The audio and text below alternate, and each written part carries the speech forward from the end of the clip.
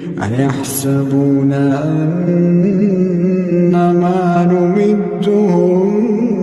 به من مال وبنين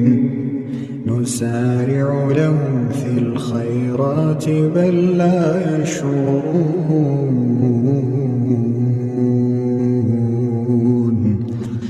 إن الذين هم من خشية ربهم مشفقون